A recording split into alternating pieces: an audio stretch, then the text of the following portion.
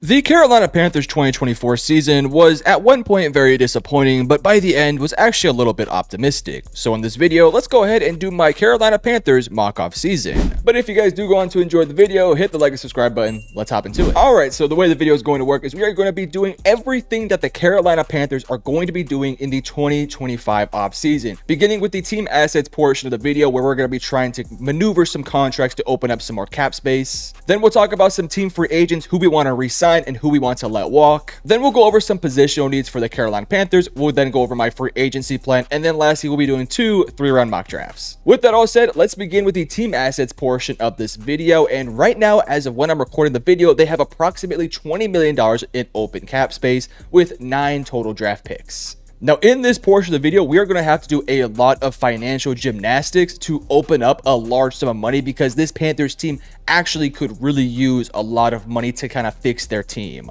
So with that said, I do want to hand out 2 contract extensions, and that's going to be to JC Horn and Jadeveon Clowney. In terms of the actual details of their contracts, I'm not too sure what they would actually get in the market, so I'm just going to leave that up to you guys. But if we do extend those guys, JC Horn will give us an additional $9 million to work with in 2025, and Jadeveon Clowney would open up around $5 million in 2025 too. To go along with the extensions, we also are going to need to restructure a couple contracts to open up a little bit of more cap space for 2025. Some contracts we can restructure are Taylor Moton, which opens up around $12 million, Derek Brown, which will open up around $9 million, and Damian Lewis, which will open up around $6 million. There were a couple other guys you could also restructure, but I went with these contracts because these are pretty safe players who I know what I'm going to be getting from. And then when it comes to cutting some players, there's actually a number of players we're going to be cutting to open up a lot of extra cap space. The only post June 1st cut that I will be doing is going to be Shy Tuttle, which will open up after June 1st around $6.5 million of open cap space. But when it comes to pre-June 1st cut candidates, we have guys like Miles Sanders, which will open up $5.5 million, DJ Wana, which will open up around $6 million, Yash Nijman, which will open up $3 million, and Dane Jackson, which will also open up around $3 million. So after all the gymnastics we went through, we went from $20 million now all the way to $85 million in open cap space. Now, do keep in mind that a lot of that money is just for 2025 and 2026. They'll have to do a bunch of more gymnastics, but that's for a later video. But with the team assets portion finished, let's now go ahead and look at some of this team's free agents. And they do have a number of free agents I do think they should at least consider bringing back. When you look at their free agents, they have guys like Andy Dalton, Austin Corbett, Brady Christensen, Tommy Tremble, Deshaun Williams, Shaq Thompson, Michael Jackson, Caleb Farley, Xavier Woods, Jordan Fuller, and safety Nick Scott. That is a good number of starters and a good number of guys who are rotational pieces, so we do want to bring back at least a couple of those players. The first player I'm going to be bringing back, and it's the smallest contract that I will be bringing back for this deal, is Tommy Tremble on a 1-year, $3 million deal. He's just been an okay tight end. I don't think he's going to be the starter next year because I do believe that Jadeveon Sanders will take over the starting spot, or at least you would hope. But Tommy Tremble is at least a good depth option and seems to be a pretty good locker room fit, so I have no problem giving him a short-term deal to stick around with the team for another year. I also want to bring back Austin Corbett on a 2-year, $14 million deal. The offensive line for Carolina took a big step forward last year with fixing the 2 guard positions, with the tackles having a little bit more support. Austin Corbett was kind of a big reason for the fix of the offensive line. He's been a pretty steady force in the middle, so bringing him back for $7 million a year seems like a pretty fair deal. I want to bring back Shaq Thompson on a 1-year, $4 million deal. This is somebody who unfortunately just can never seem to stay healthy, but from what I've heard from Carolina Panthers fans, this is a fan favorite. This is somebody that a lot of people truly do love, so he isn't terribly expensive, and when he is healthy, he seems to be a pretty solid player. I want to bring back Michael Jackson on a 2-year, $8 million deal. Now, his contract is a little bit questionable. I didn't really find a definitive number out there, but I did the best with the information that I got. If he gets paid a little bit more, I have a little bit of open cap space by the end of the video if, let's say, the contract is a little bit more than what I'm projecting it to be. At 2 years, $8 million, though, Michael Jackson has been a decently solid second corner next to JC Horn. I feel as if bringing him back was sort of a priority for me because I didn't want to create extra needs for this team. Their secondary wasn't great, but Michael Jackson wasn't necessarily bad, so I did not want to make even more needs, which I felt like was a bit unnecessary. The last player I'm going to be bringing back is Xavier Woods on a 2-year, $12 million deal. Xavier Woods played free safety, although I think he can also go down and play strong safety here and there. He's just a solid player who gets the job done. I didn't want to create too many other needs because we're not bringing back guys like Jordan Fuller and Brady Christensen and so on and so forth. So with that all said, after that, we went from $85 million now down to $61 million, which is still plenty of open cap space. If you want to bring back some of those extra names that I did not talk about, you could hypothetically bring back some of those guys as depth options on just 1-year deals. But unfortunately, I just didn't feel like it was quite necessary because I do think that this Panthers team should be looking in different directions at certain positions. But with all that said, let's now talk about the team needs portion of the video. And this team has a good number of needs they need to look to address. The number one position that I think has to get fixed this year, they got to find a bit more of a true pass rusher on this defensive line. Obviously, last year, not having Derek Brown for the full season obviously did hurt, but he's not really like a pass rushing maestro. He's not going to get you 15 sacks a season. And outside of him, like, you have Jadeveon Clowney, who had an actually really good year last year, and that's why we're bringing him back on an extension. But outside of him, you just did not get much production from guys like DJ Wanham, A'Shawn Robinson, Shai Tuttle. You need to have somebody who can actually go in there and get you a couple sacks. But unfortunately for this Panthers team, because they're now outside of the top 5 with their draft pick, it's going to be a little bit harder to pull off a Abdul Carter or a Mason Graham. And now you're probably looking at either taking, well, when we get there afterwards, when we get to the draft, we'll talk about it, but you're looking at probably taking the second or third best pass rushers available, or prioritizing a Khalil Mack or DeMarcus Lawrence or a Joshua Sweat on the open market. And I don't know, I'm just not a huge fan of those options, to be honest with you. Next is finding a true wide receiver 1. Now, last year you did take Xavier Legette in hopes that he could be the guy moving forward, and I'm not ready to give up on him quite yet. I do think he has the abilities to be a really good player in this league, but I think if you can find a star-studded number 1 option for Bryce Young, I don't think you would say no to it. Adam Thielen is only getting older, and if he is going to 2025 as your wide receiver 1, then this team is going to have some serious issues. Jalen Coker did show a little bit of some stuff there as well. I do think that he can be a decent wide receiver 2, maybe at his best, probably utilized as a wide receiver 3. So in a hypothetical situation, maybe you take a wide receiver round 1, or maybe you go after a top name guy in free agency with a big bag. Next is the linebacker position. We talked about Shaq Thompson a little bit earlier. He's just extremely injury prone, and when he's not out there, you just don't have any guy who I feel really confident in. You do have Josie Jewell, who had an okay season, and you did take Trevin Wallace last year from Kentucky, who I wasn't a huge fan of the pick at the time, and truth be told, he didn't really show anything to change my mind. Yes, he could be a part of the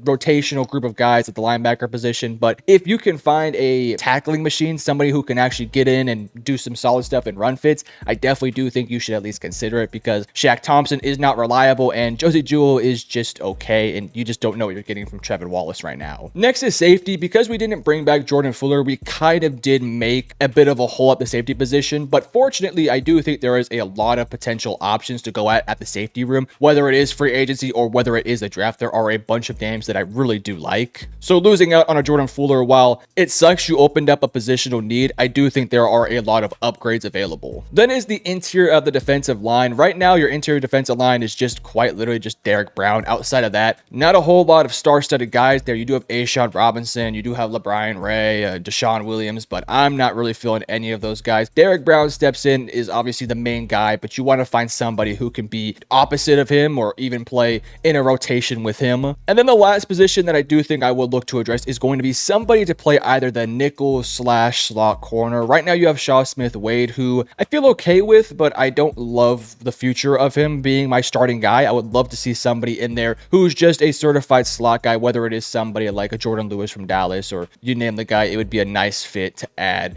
to this defensive secondary. With that all said, let's hop into my free agency plan, and boy oh boy, I think we have a good free agency plan for you guys. So we are going to begin with the biggest contract we're going to be handing out, and it is probably the biggest fish in free agency. I'm going after T. Higgins. Now, to get T. Higgins, the Panthers are likely going to have to give a pretty sizable bag. I don't think T. Higgins is worth the contract I'm going to be giving him, but because this Panthers team is a tad bit desperate and kind of has to go after with these type of bags, I'm going to give him the contract of 4 years, $120 million. That puts his APY at around $30 million a year. That's likely out of the range of what Cincinnati can pay him. So if he does want to return to the Cincinnati Bengals, he might have to take a pay cut, but if he wants to get paid, a team like Carolina could have the open cap space to bring him in on a long-term deal. T. Higgins would step in immediately, be your true wide receiver 1, and now all of a sudden you have a receiving core of T. Higgins, Adam Thielen, Xavier Legette, and Jalen Coker. And for Adam Thielen, he's probably not going to be in the league for longer than any more than like 2 or 3 years. So as time goes on, you can kind of phase him out of your offense. T. Higgins can be your go-to guy. Hopefully Xavier Legette can develop into being a dominant wide receiver 2,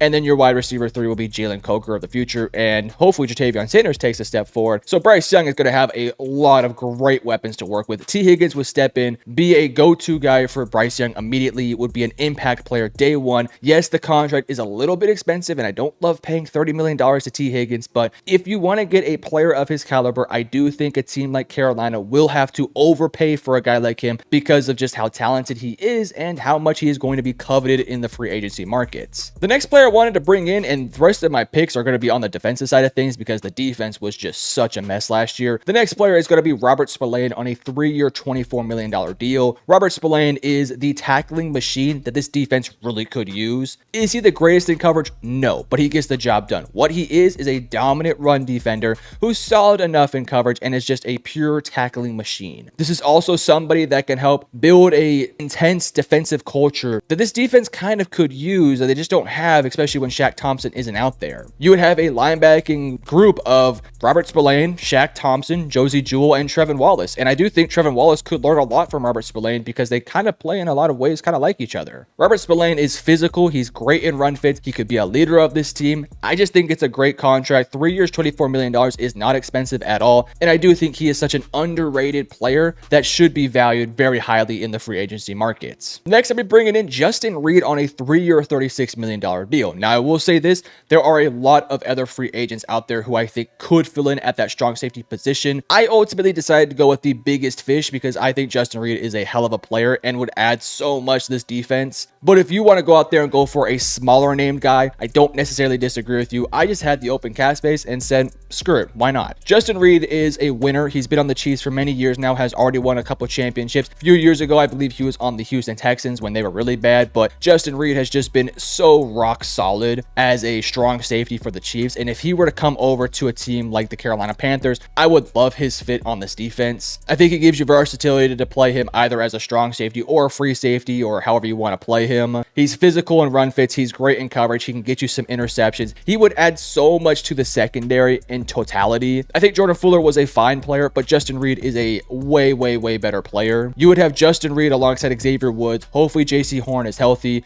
And then you have Mike Jackson with an improved defensive line, hopefully. I'm looking at a defense that can take a massive step forward in year 2 of Dave Canales. I just think it would be such a good fit. The last player I want to bring in this free agency class is going to be Jordan Lewis on a 2-year, $16 million deal. I alluded to this earlier, but the nickel position, aka the slot position, could definitely use a big time upgrade. And Jordan Lewis is one of the best slot corners out there in the league. He is just reliable. He's consistent. I know what I'm getting from Jordan Lewis. I'm not getting a top 10 player in the league. I'm not getting a top 10 corner, but I am getting one of the best slot corners who is a fine tackler and great in coverage. I know what I'm getting in him. He's also kind of an aggressive corner that can get you some interceptions, which this defense could really use. You would have a new and improved secondary of Mike Jackson, hopefully a healthy JC Horn, Jordan Lewis in the slot, Xavier Woods at free safety, who, by the way, Xavier Woods and Jordan Lewis both came from Dallas. I'm not sure if they have a friendship, but you never know. And then Justin Reed as your strong safety. That would be a really solid secondary if they could stay healthy. And if you can improve the defensive line, which we will try to do in the draft, I think it would make a bunch of sense to bring in a guy like Jordan Lewis. So in this offseason, we brought in T. Higgins on a 4-year, $120 million deal, Robert Spillane on a 3-year, $24 million deal, Justin Reed on a 3-year, $36 million deal, and Jordan Lewis on a 2-year, $16 million deal. We do have a little bit of extra cap space already open, but I feel like we can allocate that money towards potentially a pay increase for Mike Jackson, or if we want to add in some depth options to this free agency plan, you could use the little bit of extra money we have for that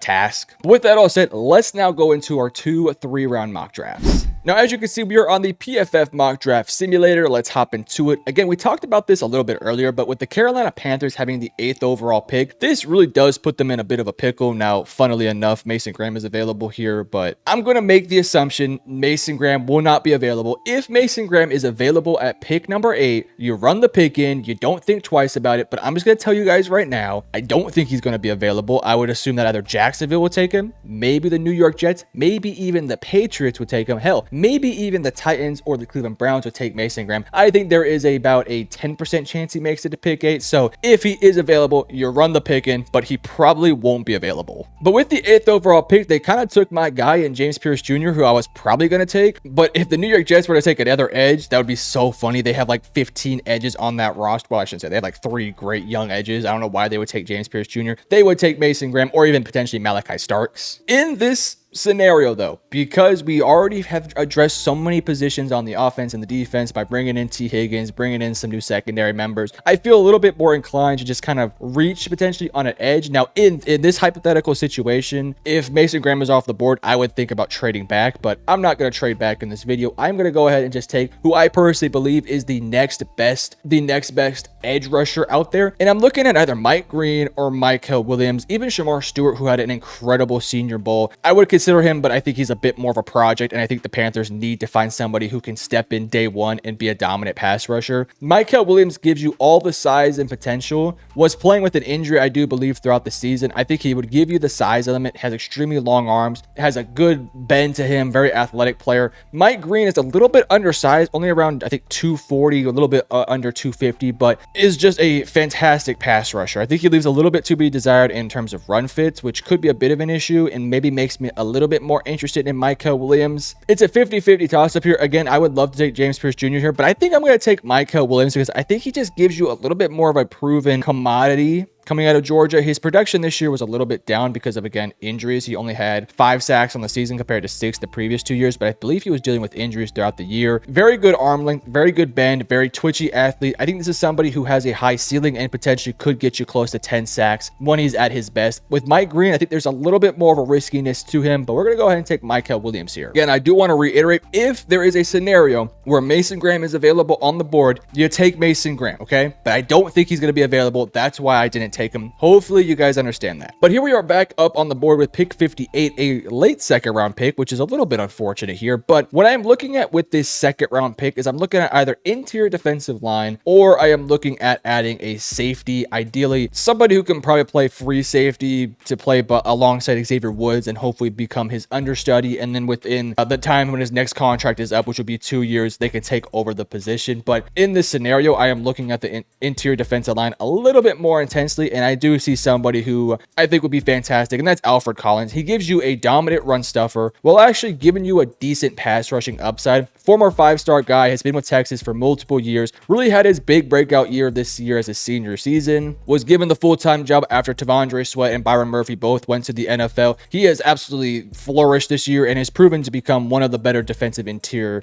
in this year's draft. I think he'd be a nice pickup. You put him alongside Derrick Brown, I think he would fill in very nicely in sort of that A'Shawn Robinson type of role, and I think that's what you'd get from him. Massive body, big physical guy, great frame. I think he makes a lot of sense. Pick 74 is up, and there are a lot of really fun names here that I really do like. Quinshon Judkins is available, but I don't think in an actual scenario that he will be here. Jonas Savaiinaea is also here, but I don't think he'll be here either. I think his draft stock could definitely improve, and as it is, I don't really think offensive line is that big of a need. In fact, I kind of feel like the offense in general has figured out a lot of its issues in this draft. I mean, they've figured out wide receiver 1. They already have their running backs kind of set out. You have your quarterback figured out. You have your tight end figured out. Your offensive line is pretty set, especially after we restructure the deal of Taylor Moton, so you're not getting rid of him. So I'm looking at either edge or safety. I might like double down at edge. I could even look at corner to maybe see if we can find a potential upgrade over Mike Jackson, but Azariah Thomas is available, and that's extremely interesting. Azariah Thomas is going to be such an interesting prospect to look at when it comes down to the draft, because I've seen some people mock him as early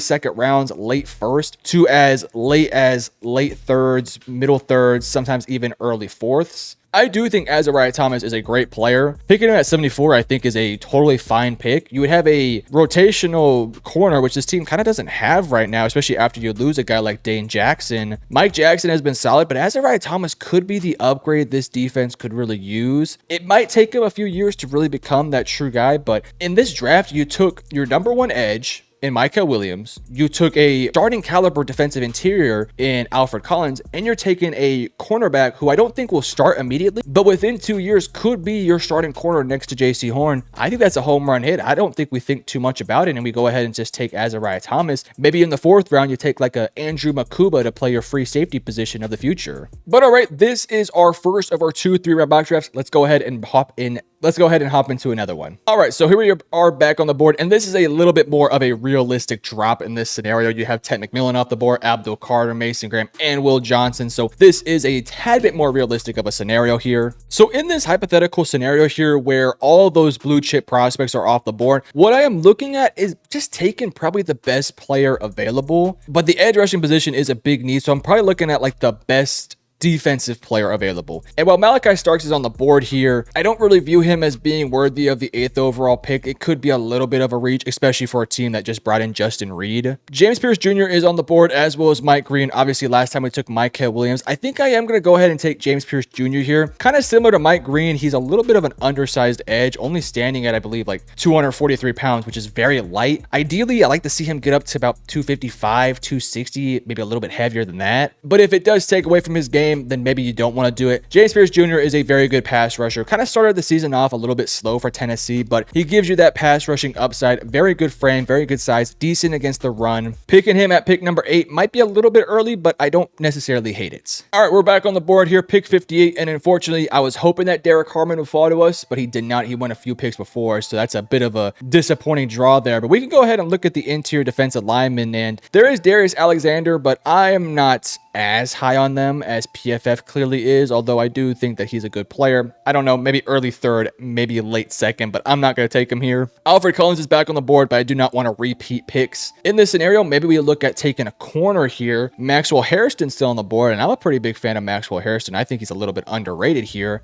We can even look at potentially safety and looking at Kevin Winston here, who was injured through most of 2024, but in 2023 had a very good season. Nick Emanwori, I don't know if he'll be here at pick 58, but if he is, very good pick, although I think he's more of a strong safety, which you kind of already have in Justin Reed. Lathan Ransom is here. I don't love the pick here at pick 58, although I could definitely see it. I think in this situation, though, I think I might take Maxwell Hairston because, unfortunately, Derek Harmon didn't make it to pick 58. We might go ahead and just wait till round 3 to take like a Deon Walker, who can be a bit more of your true run stuffer. Not much of a pass rushing upside, but you're kind of getting that in James Pierce Jr. Maxwell Hairston would step in immediately, kind of play a similar role to what I talked about with Azariah Thomas, where I don't think he'll start immediately, but after a year or two, or maybe even halfway through the season, if Mike Jackson struggles, maybe you give Maxwell Hairston a shot and he could be opposite of JC Horn for the future. And this is going to be our last pick of the video, pick 74, and there's a couple interesting names here. Now, Gunnar Helm is available, and I love Gunnar Helm, but I don't think I could do Gunnar Helm and Jatavion Sanders, both Texas boys. That'd be kind of fun, but I don't think I'm gonna be doing that. Interior defensive lineman is here, and we talked about Deon Walker a little bit earlier. He did have 8 sacks in 2023, which is extremely impressive. This is